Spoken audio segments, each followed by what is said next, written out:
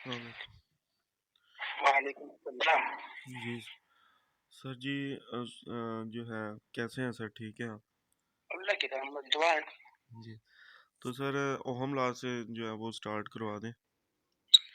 हम्म, तो सर इसमें ये आप मैं चाहता था कि जिस तरीके से आप क्लास में एक लेक्चर ही टाइप मुझे समझ लें कि आपका स्टूडेंट हूँ मैं, ठीक है? तो उस तरीके से सर समझा दें, चाहे आप थोड़ा समझा दें, सिर्फ ओहम लॉ बस। तो हमला में आपके टेंशन क्या है? आपको उसमें क्या चीज समझ नहीं आ रही? सर क्योंकि मैंने क्लास में सर टोटली समझाना होता है, तो मुझे ना वो मतलब वो नहीं आता, मतलब रिप्रेजेंट करना। मैंने सिर्फ आपके जो नेट पे लेक्चर्स देखे थे ना, उनको मैं करता हूँ और फिर पढ़ाता हूँ सर। तो मैं चाह रहा हूँ कि एक बार आप चाहे आप सिर्फ ओहम लॉ तक मुझे आज करवा दें, बस उतना ही काफ़ी है। अच्छा।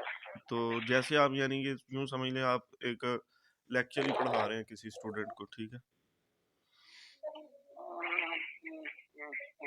चलो मैं जी सर। इधर बैठा हुआ तो बच्चियाँ बैठी हुई थी मेरी साथ, वो पढ़ रही थी। जी। अभी इधर आ गया। हेलो। मैं बात करता हूँ अभी। मैं ये बस जी बंद नहीं करना आपने। जी जी सर, ठीक। मैं वो कमरा चेंज कर आया हूँ। ठीक ठीक है सर। मैंने वो कमरा सर पहले लगाया हुआ है पैकेज 2 घंटे। कोई नहीं। तो बच्चियाँ उधर पढ़ रही है, मेरी बेटी पढ़ रही है ना। ठीक है सर, ठीक। वो उनको तो डिस्टर्ब ना करें। जी जी सर। मैं वो कमरा वो छोड़ दिया, फिर दूसरे कमरे में आ गया। सही। ये है कि यहाँ पर उनको डिस्टर्ब नहीं करेंगे हम। अच्छा। होए होए।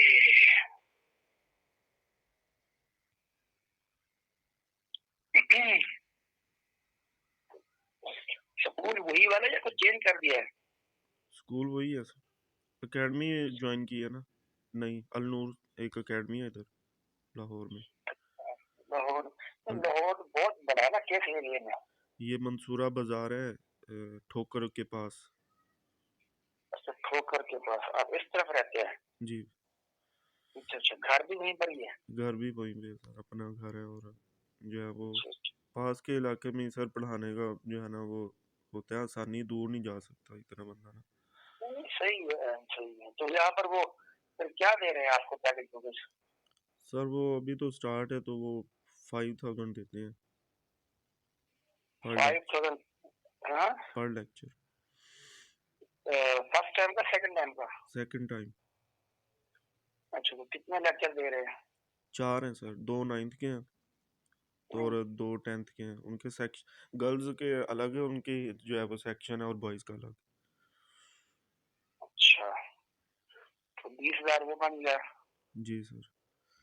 तो बाकी फर्स्ट टाइम क्या करते हैं वो? फर्स्ट टाइम स्कूल वो यही 9 10, उसमें वो जो है वो 22 दे देते हैं। अच्छा अच्छा, मतलब 40+ बन जाता है। हाँ जी सर। लेकिन इसमें जो है ना 2 टाइम करना सर, रात को एंड हो जाती है, बंदा जो है ना एनर्जी सारी जो है थक के क्या? सिर्फ यही है कि सोने का टाइम मिलता है बस।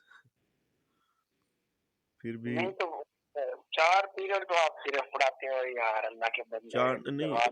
एक और भी एकेडमी है ना साथ। शादी कर ली है? नहीं सर। अब तो अभी भी तुम थकना शुरू हो गए हो, शादी भी तुमने नहीं की, अभी बच्चे भी पैदा नहीं सर किए। बेसिकली ना वो जो हाँ। स्कूल है ना सर, जिसको मैं आपको बताता हूँ, उस स्कूल में सर इतनी स्ट्रेंथ है कि जो है ना इतना बोलना पड़ता है, फिर जाके जो है ना वो काम होता है। बहुत स्ट्रेंथ है उनकी। कितनी क्लास में बच्चे बैठे होते हैं क्लास में? सर एक क्लास में तो 40 से 45 होते हैं, लेकिन हाँ। उनकी जो है वो सेक्शंस ज़्यादा है सर। मतलब लेक्चर उन्होंने ज़्यादा दिए हुए हैं, घंटे घंटे के, 1 घंटे सवा घंटे का, सॉरी। स्कूल वाले जो जो 22,000 दे रहे हैं? जी जी, सवा घंटे का, क्योंकि वो ये जो कोरोना आया था और उसकी वजह से उन्होंने लेक्चर की ड्यूरेशन बढ़ाई है ना। तो वहाँ टोटल 5 घंटे क्लास होती होगी, 6 घंटे होती होगी, कितना होती है? मतलब हम एक पौने 2 बजे तक ना सर बिजी रहते हैं। हम्म। ब्रेक का ही तो सिर्फ टाइम है आधा घंटा बस। तो इस वजह से कह रहा हूँ कि बहुत ज्यादा हमारे ना। हमारे स्कूल में 40 मिनट के पीरियड हैं और 8 पीरियड है। ब्रेक नहीं होती हमारे स्कूल में, भी एंड में ब्रेक करते हैं। और तकरीबन ये समझने के पौने 8 बजे, पौने 9 बजे स्कूल हमारा लग जाता है। असेंबली वगैरह होती है, पौने 9 से शुरू करते हैं और अ, अपना पौने 1 बजे तक। और पौने 1 बजे फिर आखिरी पीरियड मतलब मेरा नहीं होता दरमियान में। हम्म 7 पीरियड में से मेरे 6 पीरियड लगे होते हैं।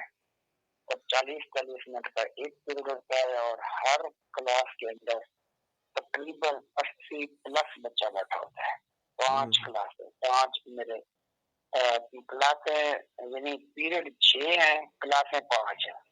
हम्म एक क्लास में 2 पीरियड है, मेरी अपनी क्लास है, मेरे 2 पीरियड है, मैथ भी फिजिक्स भी। हम्म, और बाकी जो है वो फिर क्लास में एक एक पीरियड है। सही। इस तरीके से 80-80 बच्चा हर क्लास में। मेरी अपनी क्लास में 86 बच्चा है, एक और क्लास में 85 बच्चा है। 2 क्लासों में मतलब 85-85 बच्चे हैं और 2 क्लासों में 82-80 ऐसे बच्चे हैं। सर इतना। 80 प्लस बच्चा बैठा होता है। और हम्म उसके बाद सेकेंड टाइम हम अकेडमी में पढ़ाता हूँ। वहाँ पर जो है वो अल्लाह तल्ला करे क्या कहते हैं कि पिछले साल में तो मैं 6 पीरियड पढ़ाता रहा हूँ, लेकिन इस साल मैंने एक पीरियड कम कर दिया था खुद ही जानबूझकर, सही। क्योंकि अब नहीं होता, 50 साल का उम्र हो चुकी है। अच्छा। तो बस फिर ये है कि फिर 5 पीरियड कर दिए हैं इस साल वहाँ पे। सही है। हाँ, हैं? हैं? सही है, ठीक है सर। हाँ, तो इस तरह से मतलब आप तो यार आपकी उम्र में बहुत पढ़ाते थे। मैं सन 2000 में लाहौर में था। सन 2000, 2001, 2002, ये मेरे 2-3 3 थे मेरे लाहौर में। तो हम तो 17-17 घंटे वहाँ पे पढ़ाते थे लाहौर में। ये टाउनशिप में मेरी रिहायश थी और ये अकबर चौक में भी पढ़ाता था। और उधर टाउनशिप में वो जिन्ना अकेडमी, अब भी शायद कहीं है कहीं होगी ब्रांच, है जो सर। हटौन में होगी उसकी ब्रांच होगी, हाँ शायद जानते हैं। जी जी। तो वो जो लेकिन वो जो मेरे अपना, घर से दूर है। हाँ हाँ, आप घर से दूर है वो। आमिर रियाज है, आमिर रियाज उनका वो भी है अपना, सैलून टाइप भी है, बहुत इंटरनेशनल लेवल का है। जी जी। तो आमिर रियाज साहब दोस्त हैं, मतलब वो उस वक्त वहाँ पर साइबर में उनके पास ही था, पढ़ाता था। तो सही। और उनके सीनियर टीचर में मैं शामिल था। और सही। वो मुझे आने नहीं दे रहे थे कि आप ना जो है बस लाहौर ही रहे। लेकिन बस जैसे अल्लाह ताला लिखता है नसीब में, फिर वहाँ पर जाना पानी नहीं था। जी मैं जी। फिर खुद ही रहता सामने था। ठीक। पर यह कि हम 17-17 घंटे ना सिर्फ टीचिंग टाइम था बहरहाल हमारा वहाँ पे। और ठीक। मैं उस वक्त जब छोड़कर आया था लाहौर सन 2000 में, मैं 20,000 मंथली कमा रहा था। सन 2000 में 20,000 कमा रहा था। अच्छा। ठीक है, तो लेकिन ये है कि शुरू में पहले 6 महीने मुझे ये भी हुआ था कि भी सिर्फ 2,000 भी मिलते थे। अच्छा पहले नहीं शुरू पहले में। हाँ, जी। ये भी है, पहले 6 महीने में महीने का सिर्फ 2,000 भी मिलता था। सही। जिसमें से 1,000 मैं खर्च करता था और 1,000 मैं घर बेचता था, सही। घर के खर्चे के लिए। बच्चे भी थे, मेरी शादी हो चुकी थी, मेरी तो शादी 81 में हुई थी। ठीक। तो बहरहाल मतलब बड़ा शुरू के 6-7 महीने लाहौर में तो मेरे बहुत ही टफ थे। जी जी। लेकिन बाद में फिर आहिस्ता आहिस्ता हालात ठीक होते गए। तो सही है। जब मैं लाहौर छोड़ के आया था उस वक्त 18,000, 17,000, 20,000 इतने इनकम। मुझे फिर प्राइवेट इनकम कम ज्यादा होती जाती है, ट्यूशन भी हाँ थे, जी। होम ट्यूशन भी सही है। थे, अकेडमी भी थी, फर्स्ट टाइम स्कूल भी था, कॉलेज भी था। मैं फिर स्कूल में पूरा फुल नहीं पढ़ा था ना। मैं अपने पीरियड दिए, वहां से भाग कर फिर कॉलेज में पढ़ा लिया, फिर वहां से भाग कर स्कूल में पढ़ा लिया। जी। मैं फर्स्ट टाइम के अंदर ही 2-2 जगहों पर, 3-3 जगह पर पढ़ाया करता था। सही। तो बस फिर इस तरह से मतलब मेरा सीखने का मौका था।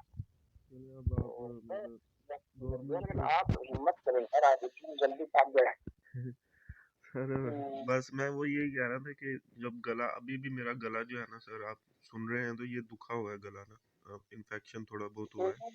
यार एक बात तो ये है कि कोई और, मेरा मशवरा ये है कि आप ना जी हम्म, कोई और अगर काम कर सकते हैं ना, तो वो आप, मेरा मशवरा ये है कि कोई और काम करें। सर, ये अब काम छोड़ ये इसमें काम मुझे छोड़ दें। टाइम भी थोड़ा हो गया तो मैं कह रहा हूँ चले, और यही है कि सर अपना कोई सीखना फिर पड़ने पड़ेगा टाइम देना। नहीं, सीखने से हटकर कोई नहीं है कि भाई आप जो है नहीं, घर का खर्चा आपके ऊपर है। वैसे तो सर मेरा भी है उसमें हिस्सा, सारे मतलब मिला के ही चल रहा है सब। तो अभी क्योंकि मैंने भी पैसे वालदा को देने होते हैं सारा, जो दूसरे भाई भी हैं, लेकिन मेरे पे ही है सारा, मैं बड़ा भी हूं ना। नहीं तो वाले साहब क्या करते हैं? वो सर कुछ नहीं करते, वो उन्होंने जो है वो जॉब करते थे, तो अब उनकी एज ज़्यादा है तो वो नहीं करते सर। वो कितनी एज है उनकी? 50 प्लस हो गए। प्राइवेट करते थे ना। 50 प्लस? जी। तो 50 प्लस है, 50 तो मेरी भी है। लेकिन तो वो आम हाँ, लेकिन ये बताएं कि वो क्या जॉब थी उनकी? उनकी सब मशीन, ये जो प्रेस होते हैं ना, है ना? प्रिंटिंग प्रेस जो होते हैं, प्रिंटिंग प्रेस। आवाज आपकी नहीं आ रही। प्रिंटिंग प्रेस होते हैं ना, क्या? प्रिंटिंग प्रेस, प्रेस जो, हाँ हाँ, बिल्कुल हाँ, बिल्कुल बिल्कुल है। वो मशीनों पे जो है ना वो काम करते थे सर। अच्छा अच्छा, वो तो कोई ज्यादा पैसे भी नहीं मिलते हैं सामने, है ना? हाँ जी, बहुत कम थे। अब आके कहीं ना 20 हुआ था, लेकिन अब वो कर नहीं सकते तो, लेकिन थोड़ा बहुत ना हमारे ये हो गया था बैकअप इधर से, हमने घर बनाया था तो वो रेंट पे दे दिया था, तो उधर से थोड़े बहुत पैसे आते हैं, तो फिर अब्बू ने कहा मैं नहीं कर सकता, तो वो नहीं कर रहे थे। बुलाते हैं वैसे वो वापस प्रेस वाले, लेकिन वो अब्बू कहते मशीन मैन थे ना, तो कहते हैं नहीं अब, तो इसलिए घर बैठे हैं, वो नहीं करते काम। अब आपका मतलब दो घर हैं, एक घर किराए पर दिया हुआ है, एक में आप खुद रहते हैं। नहीं सर, एक ही घर है, उसके जो है वो पोर्शन बनाए हैं 3, कितने मरले में है? 4, 4 मरले में, आप 4 मरले में। चार चार मरले में आपने अपना बिल्डिंग कितनी है, स्टोरी कितनी है? सर 3। 3 मंजिल है? जी 3 मंजिल है। अच्छा, तो आप फिर सबसे नीचे रहते होंगे या ऊपर ऊपर? सर हम सबसे ऊपर रहते हैं, नीचे जो है वो किराए पे दिए हुए तो बेसिकली अब। ऊपर ऊपर ऊपर क्यों आप रहे हो? वालिद को मसला नहीं बनता होगा? नहीं सर, वो जो है ना, अम्मी अब्बू जो है ना ऊपर ही उन्होंने कमरा बनाया हुआ है, वो ऊपर ही नहीं, रहते। तो वालिद साहब नीचे नहीं आते होंगे नमाज पढ़ने के लिए, या ऊपर ही पढ़ लेते हैं घर में? नहीं आते हैं, इतने नहीं हो गए वो सर, मतलब है कि हाँ, हाँ, सही है, चल फिर लेते हैं, तो जब भी वो नमाज पढ़ने आ जाते हैं, आ भी जाते हैं नीचे, ऊपर जा भी सकते, लेकिन इतना नहीं आते। कोई भी हाँ, काम हो तो हमें आवाज दे लेते हैं, तो फिर वो हम कर देते हैं। हाँ, हाँ, हाँ। यही मसला है। नहीं है, अगर नहीं आपके पेट तो ऊपर सही है, लेकिन अगर बाहर ज्यादा जान बंदा होता है ना कि जो मैंने मस्जिद में नमाज पढ़ी, फिर 5 टाइम जी 3 मंजिल चढ़ जाना फिर जाना, वो तो तबियत सेट कर देता है वैसे बंदे हाँ जी, बंदे की वही ना। कह रहा हूँ, ज्यादा नहीं उतरते नीचे, लेकिन जब नमाज के लिए जाना, क्योंकि वो फ्री हैं, तो फिर नमाज पढ़नी हो तो फिर चले जाते हैं, मर्जी है। हम्म। मस्जिद भी करीब ही हमारे, ये कोई होगी 20 कदमों पे मस्जिद है। हाँ, ठीक है, तो सही है, अच्छी बात है। सही, तो फिर भाई कितने हैं आप? सर 4 भाई हैं हम, और एक अच्छा बहन है। अच्छा। एक बहन थी, अच्छा, उसकी शादी कर दी। माशाल्लाह माशाल्लाह। वो बड़ी थी आपसे छोटी थी? मुझसे बड़ी थी सर। तो सबसे बड़ी बहन थी, फिर भाई थे। जी सही सही सही सही। तो जो बाकी 3 भाई हैं वो क्या करते हैं? सर, मैं जो मुझसे छोटा है एक, वो जो है वो एक फैक्ट्री में काम करता है, बॉयलर इंजीनियर है। ठीक है। जो उस तालीम क्या है? उसकी तालीम में डिप्लोमा किया सर उसने। ठीक है, समझ आ गई। अच्छा, फिर? और उससे जो एक छोटा है, वो जो है वो उसने भी सर बीकॉम किया, और वो भी जॉब करता है इसी तरह। किसी कंपनी है, कंप्यूटर की जॉब है उसकी। ठीक है। तो वो भी सही है, और दूसरा जो है वो मुझसे एक सर भाई सबसे बड़ा है। वो जो अच्छा, है सर नबीना है, ठीक है, अच्छा, बचपन से ही। तो लेकिन वो सर अल्लाह का शुक्र है, वो इमाम साहब है और हाफिज भी हैं वो, अच्छा, अच्छा, अच्छा। ठीक है। और पढ़ाते उनकी मतलब है कि पढ़ भी रहे हैं, साथ आलम भी बन रहे हैं, ठीक है, और हिफज भी किया, और हर रमज़ान में सर वो तरावी भी पढ़ाते हैं। उनकी भी शादी हुई कि नहीं? नहीं सर, उनकी नहीं, अभी नबीना है तो नबीना की शादी नहीं होती क्या, हो सर। जाती है क्यों नहीं? होती होती तो है, लेकिन वो बस अभी मिल नहीं रहा रिश्ता बस। हम्म, वो आपको पता है, फिर लोग क्या कहते हैं, बात करते हैं। जी बात करते हैं। और दूसरा ये है कि जिसके साथ रिश्ता होना है वो सर, आजकल आपको पता है जिस तरह के हालात जा रहे हैं, ठीक है, सही बात, सही है, देखे हैं, लेकिन वो फिर एक दो रिश्ते देखे थे, लेकिन वो पसंद नहीं आए ना, वो ज्यादा ही लड़की में जो है ना वो, अब कहना तो नहीं चाहिए, अल्लाह माफ करे, लड़की वो ज्यादा ही थी थोड़ी।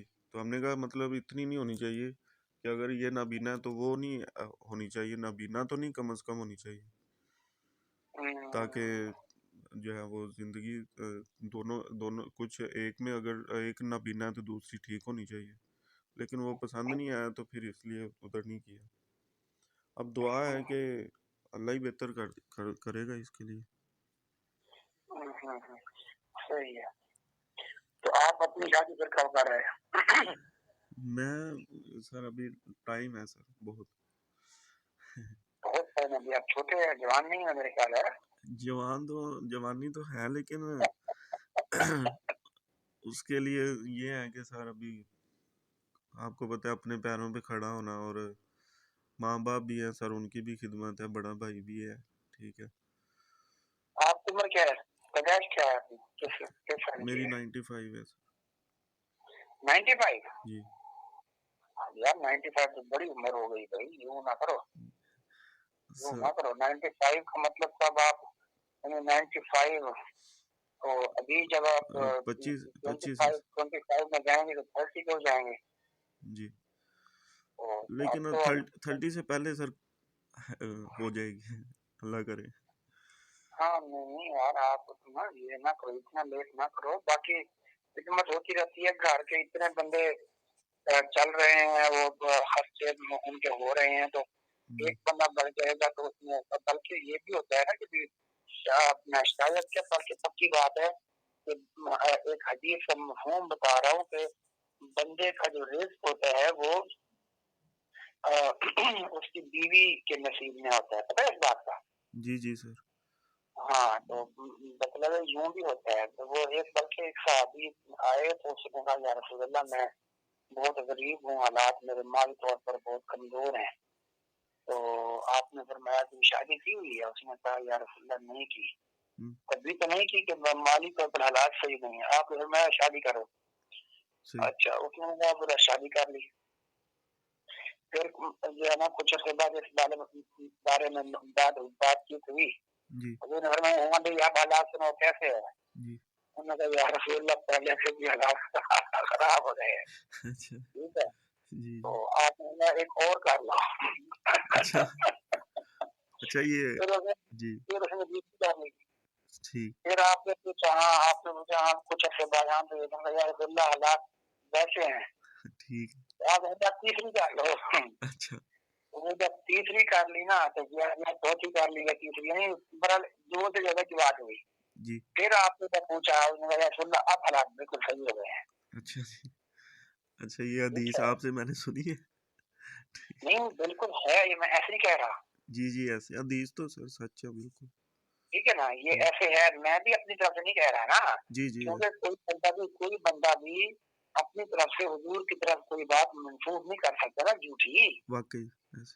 हाँ, तो ये नहीं है कि मैं बच्चा हूँ और मैंने खुद से बयान करके हुजूर की तरफ नहीं मंसूब कर दिया, ऐसी बात नहीं है। नहीं, मैं कह रहा हूँ ना कि मैंने आपसे ये नहीं, हदीस। आपने नहीं सुनी होगी, मुझे पता है, मैं ये भी जानता हूँ। जी, जी। लेकिन मैं ये भी बता दूँ कि शायद आपके दिल में ये ख्याल हो कि देख लो मैंने तो आज तक नहीं सामने जी, अपने जी। कहाँ से मैं अभी तक 10 साल खुद से बयान कर रहे हूँ, ऐसी जी। बात नहीं है। वो तो सर मेरा मुकम्मल ईमान है कि हदीस जो है वो बिल्कुल सच होती है और उस पे सर हम ये नहीं कह सकते कि क्योंकि नबी ने जो बात करनी होती है वो तो फिर सच है और वही हक है, है।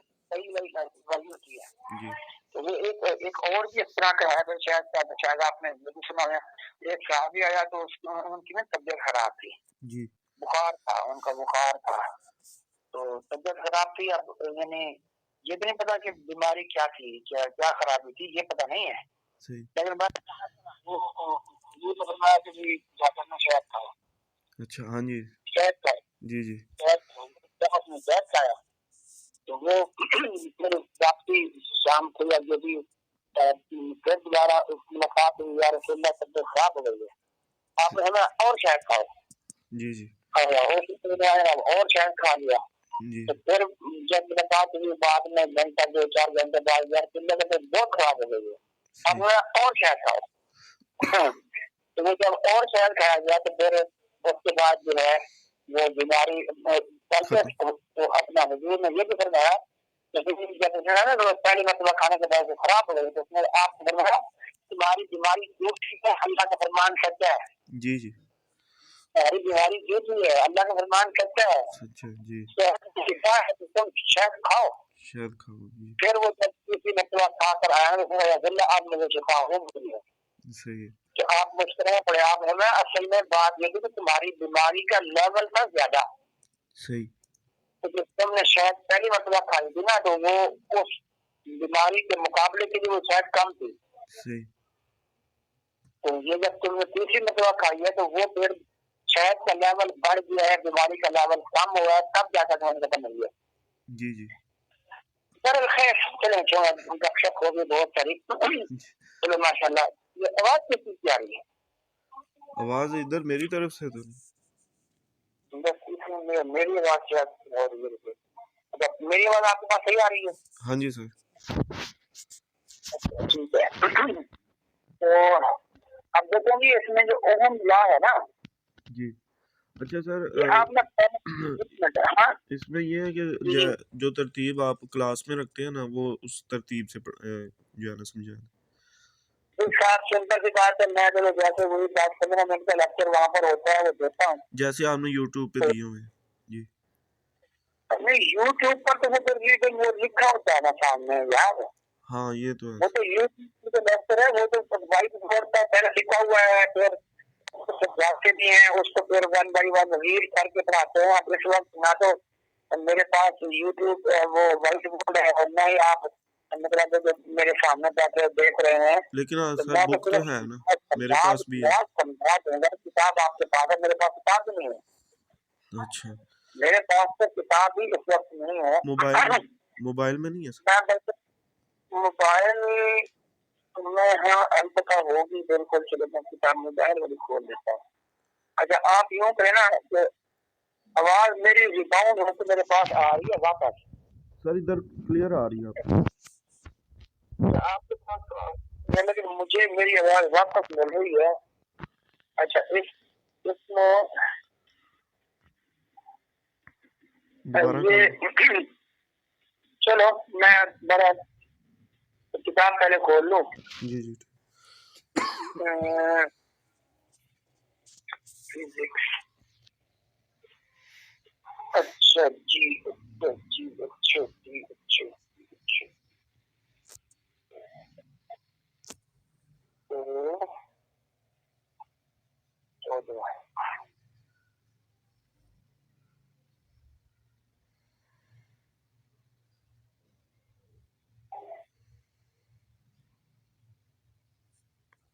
ओम लाज नाम वाला मेरे पास आ चुका है, जी, देखना फिर।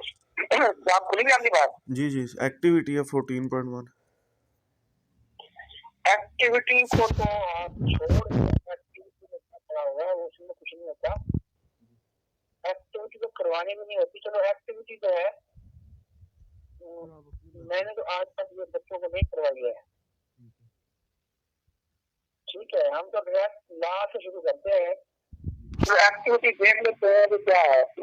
सर आप अपने मेथड से रहने दें अगर आप नहीं करवाते। तो कोई नहीं, चलो पढ़ लेते हैं। ठीक। एक नाइक्रोम वायर, नाइक्रोम वायर वो होती है जो निकल और क्रोमियम से बनती है, ठीक है। ठीक। तो वायर अबाउट 50 सेंटीमीटर लेंथ और उसकी लंबाई 50 है, and apply a potential difference 1.5 volt का पोटेंशियल डिफरेंस दे रहे हैं फ्रॉम अ बैटरी। तो measure the current flowing through the wire using an ammeter connected to series। Series में हमने उसको लगा दिया है। तो using an ammeter series, also measure the potential difference across the wire using a voltmeter। तो देख ले एमीटर आपके पास जो फिगर बनी हुई है उसमें एमीटर सीरीज में लगा हुआ है कि नहीं लगा हुआ? लगा है जी। और वोल्टमीटर पैरेलल में लगा हुआ कि नहीं लगा हुआ? जी सर लगा हुआ। यही बात उसमें वो कह रहा है। So also measure the potential difference across the wire using voltmeter connected across it। Obtain a set of reading I and V by increasing the number of cells। मतलब आप उसमें जो है वोल्टेज प्राप्त करेंगे हैं। तो एक सेल 1.5 वोल्ट का है, 2 सेल डाल देंगे तो 3 वोल्ट बन जाएगा। जी जी सर सही। मतलब वेरिएबल वोल्टेज है। ठीक है। तो तभी तभी तो आप देखें ना, ये एरो बनाया हुआ है इधर फिगर में देखें तो वी जहाँ वोल्टेज लिखा हुआ फिगर ए में तो ऊपर रेड कलर का एरो नजर आ रहा है। जी जी सही है। तो ये एक एरो का मतलब यही होता है कि ये जो वोल्टेज है ये वेरिएबल वोल्टेज है। सही होगी। तो हाँ, तो अगर ये एरो हटा देंगे तो कम कर लें, ये फिर 10 वोल्ट की बैटरी है मिसाल के तौर पर, तो फिर ये 10 आप बैटरी ऑन करेंगे तो 10 वोल्ट होगी, बैटरी ऑफ कर देंगे तो 0 वोल्ट होगा। ठीक है। तो या तो 0 होगा या 10 होगा अगर एरो ना हो। ठीक है। अगर एरो ना हो हाँ, अगर एरो लगा हुआ है जैसे कि यहाँ नजर आ रहा है जी। तो यहाँ पर फिर आपको अपना जो वो जैसे यार वो नहीं होता, क्या कहते हैं, रेगुलेटर पंखे वाला होता है वो। जी जी ऐसे ही। हाँ, तो पंखे वाला रेगुलेटर तो क्या करते हैं, अगर वो ना काम कर रहा हो रेगुलेटर तो बटन दबाओगे तो पंखा चल पड़ेगा, फुल चलेगा। जी जी। और बटन बंद कर दोगे तो पंखा बंद हो जाएगा। सही है। तो यहाँ पर भी ये अगर रेगुलेटर लगा हुआ हो, रेगुलेटर लगा हुआ हो तो फिर वो आप काम ज्यादा कर सकते हो ना। जी ऐसे ही। तो एरो का मतलब है रेगुलेटर। ठीक है सर। हाँ, इसका ये मतलब समझ लो। अगर ना लगा होगा अच्छा, तो वो फिक्स्ड होगा।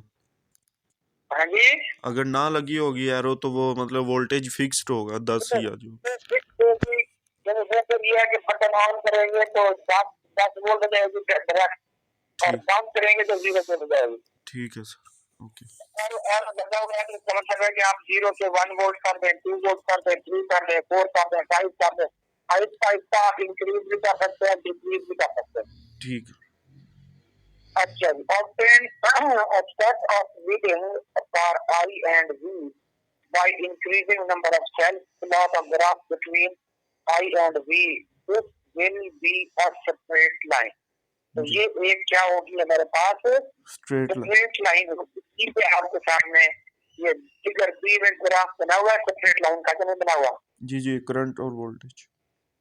हाँ, ये बना हुआ है, इस तरह से ये सेपरेट लाइन होगा। तो यानी जिस हिसाब से करंट बढ़ेगा उसी हिसाब से पोटेंशियल डिफरेंस चेंज हो जाएगा।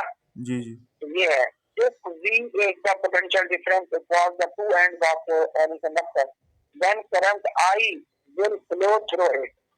So the value of current changes with changes in potential difference and is explained in by Ohm law। तो बहरहाल ये पूरी एक्टिविटी में सिंपल बात यही है कि एमीटर सीरीज में होगा, वोल्टमीटर पैरेलल में होगा, और जैसे जैसे आप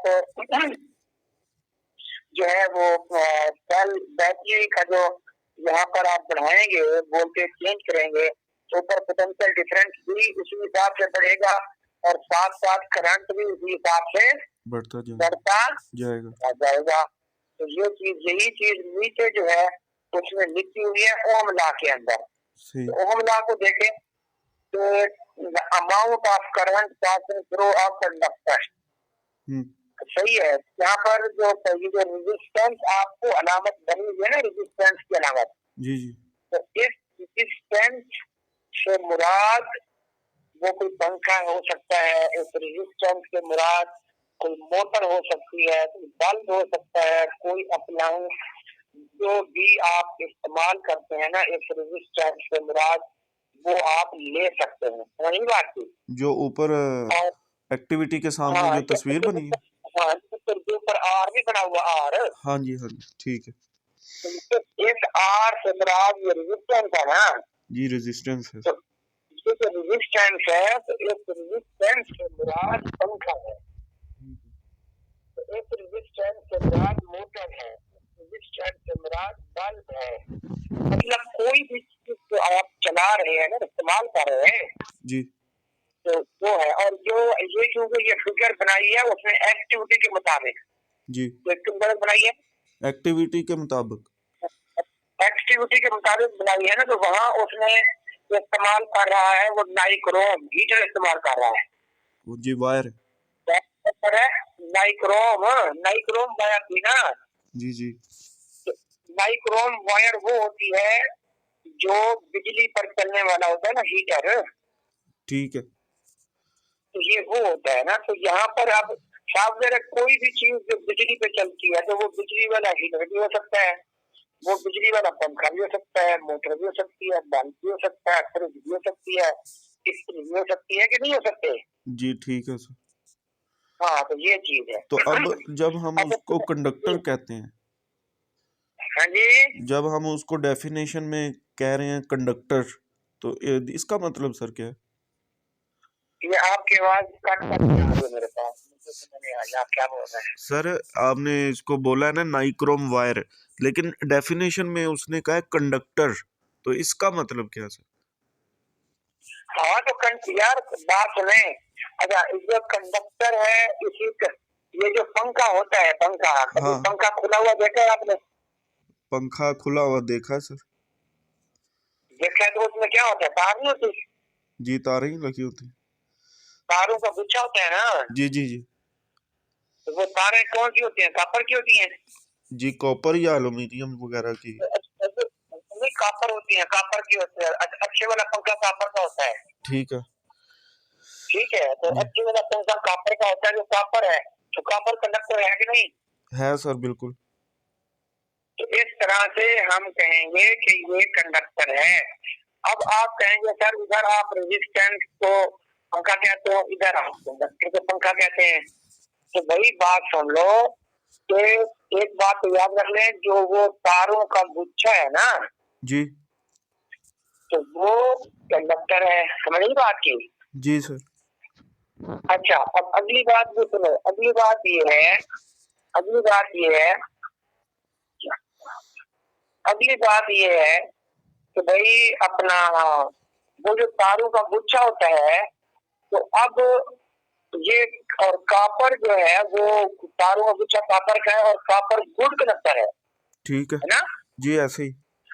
तो अब मैं इसी को रेजिस्टेंस क्यों बोल रहा हूँ, जबकि कॉपर वायर में तो रेजिस्टेंस ना होने के बराबर होती है। ऐसे ही है। ठीक है ना? ठीक है। अब देखो, वो जो हमने तारों का गुच्छा बनाकर उसको सेट किया होता है पंखे के अंदर, तो आपको पता है कि वो जब करंट हम भेजते हैं, इन तारों के गुच्छे से करंट होता है, तो वहाँ मैग्नेटिक फील्ड पैदा होता है। क्या पैदा होता है मतलब? आवाज आपकी खत्म हो चुकी है। हाँ जी सर, आपकी आवाज आ रही है। मैग्नेटिक फील्ड पैदा होता है सर। अच्छा, जी तो बात ये है कि भाई तारों में से जब करंट गुजरता है तो वहाँ मैग्नेटिक फील्ड पैदा होता है। क्या पैदा होता है?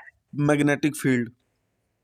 हाँ, तो मैग्नेटिक फील्ड वहाँ पर एक जो सिंगल तार है ना, सिंगल तार, जी तो उस तार स्ट्रेट तार जा रही है, तो उसमें से जब करंट गुजर रहा होता है तो मैग्नेटिक फील्ड पैदा हो रहा होता है, और वो मैग्नेटिक फील्ड फिर कमजोर होता है क्योंकि सिंगल तार है ना। जी ठीक है, सही। तो लेकिन जब तारों को गुच्छा होता है तो फिर उसमें हर तार के गिर्द जो मैग्नेटिक फील्ड होता है तो इस तरह वो मैग्नेटिक फील्ड ज्यादा हो जाता है, बढ़ जाता है। अच्छा। जब बढ़ जाता है तो वो एक ताकतवर किस्म का मैग्नेटिक फील्ड बनता है और वो गुच्छे इस तरह से अरेंज किए होते हैं कि आपको पता है कि नॉर्थ पोल साउथ पोल को क्या कर रहा होता है, अट्रैक्ट कर रहा होता है। तो यहाँ पर भी वो गुच्छे पंखे में ऐसे एडजस्ट किए जाते हैं कि वहां पर जो नॉर्थ और साउथ पोल होता है वो एक दूसरे को इस तरह से अट्रैक्ट करते हैं कि जैसे आपके सामने एक नॉर्थ पोल हो और एक साउथ पोल रखा जाए मैग्नेट का, तो नॉर्थ पोल साउथ को अपनी तरफ खींच लेता है। तो इस तरह से यहाँ पर भी वो उसको खींचता है और उसके खींचने की वजह से हम फिर क्या करते हैं, हम उसके साथ पर जोड़ देते हैं और जैसे वो पर घूमते हैं और पर घूमते हैं तो हवा आती है। और हमारा पंखा बनाने का मकसद भी वही था कि हमें हवा मिले। तो अब वो जो पर हैं वो भारी होते हैं। अच्छा, फिर हमने उन परों को टेढ़ा किया होता है। जब टेढ़ा किया होता है तो वो हवा जो है, अगर ये पर टेढ़े ना हो तो फिर तो पर आराम से घूमेंगे। तो हवा रोकती है मोशन को, हर चीज को हवा रोकती है। तो हम परों को टेढ़ा करते हैं ताकि वो हवा इन परों को रोके और इस तरह वो हवा हमारे पास नीचे आती है। तो गोया के वो उस परों की मोशन के अंदर हवा रुकावट बनती है और उसी रुकावट की वजह से हमें वही हवा नीचे भी लगती है, लेकिन रुकावट भी बन जाती है। तो अब वो जो रुकावट है उसको बोलते हैं रेजिस्टेंस। अब वो रेजिस्टेंस कौन शो कर रहे हैं, पंखे के पार। और पंखे के पार क्या चीज है, पंखा। तो इसलिए हम उसको आर भी बोल देते हैं। तो मैंने इसीलिए कहा था कि इस आर से मुराद वो रेजिस्टेंस है और उसके बाद जिसके अंदर कॉपर है तो वो कंडक्टर हो गया। अब तो मैंने यही बात की। जी ठीक है सर। समझ में बात आई कि नहीं आई?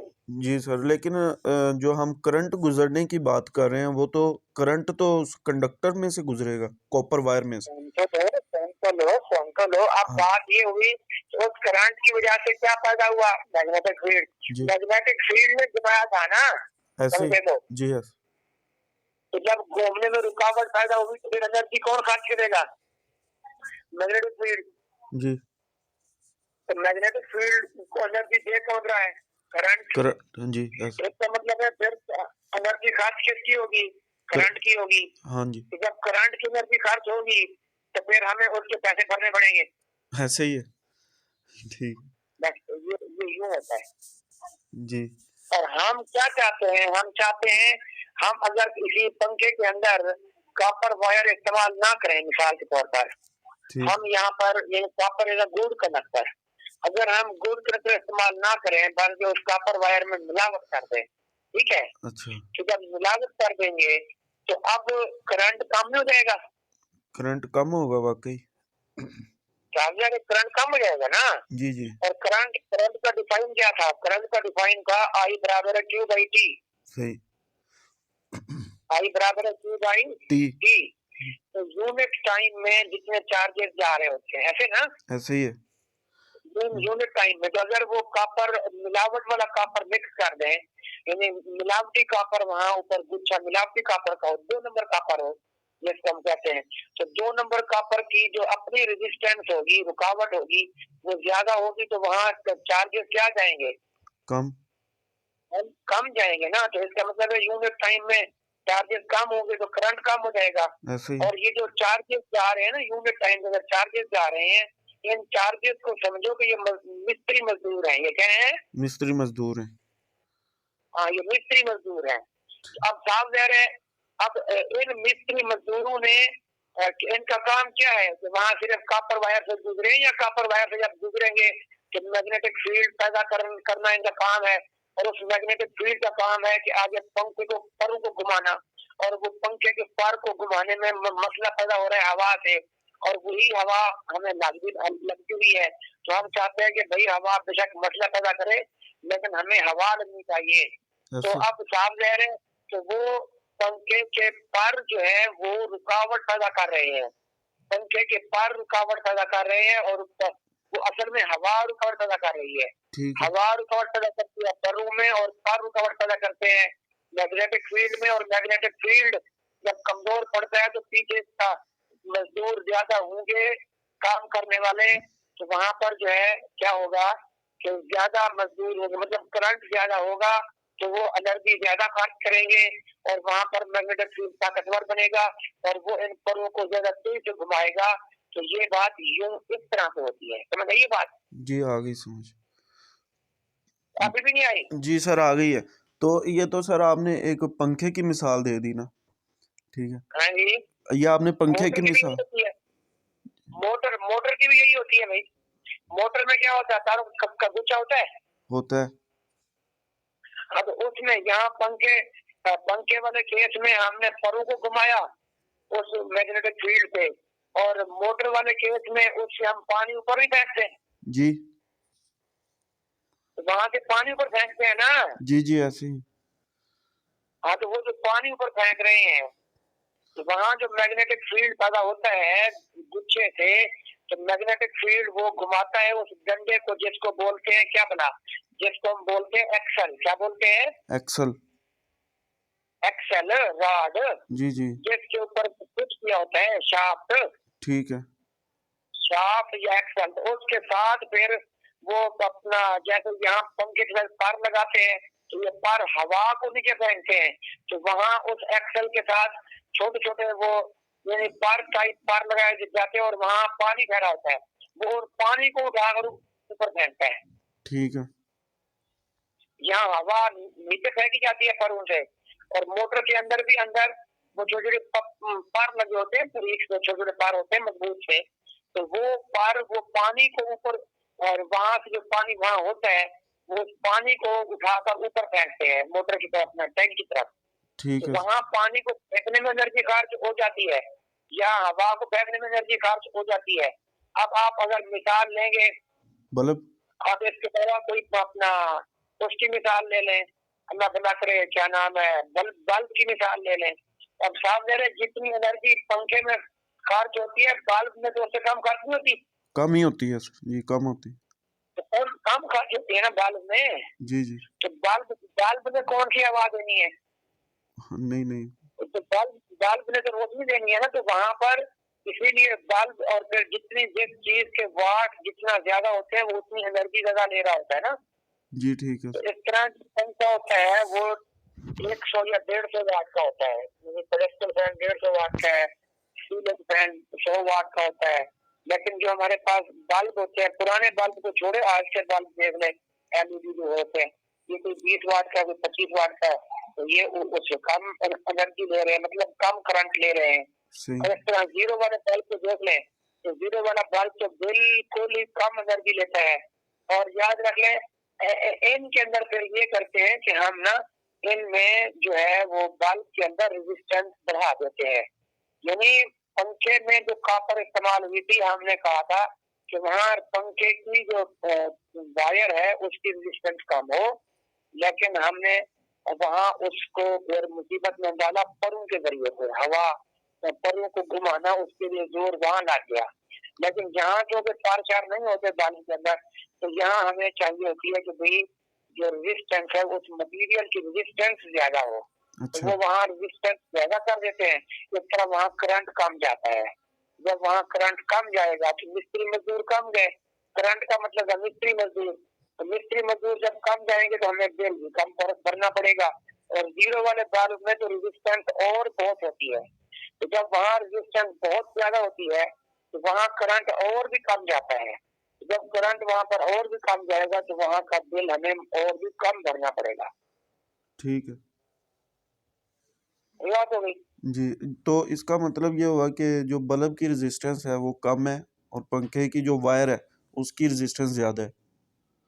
है? जो पंखे के अंदर जो हम कॉपर वायर यूज कर रहे हैं उसकी रेजिस्टेंस कम है, और जो बल्ब है उसमें जो वायर है उसकी यानी कंडक्टर है उसकी ज्यादा है।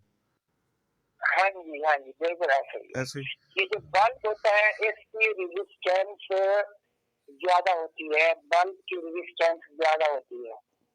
ठीक है सर, आगे समझ। ठीक है। जी अब और आपने।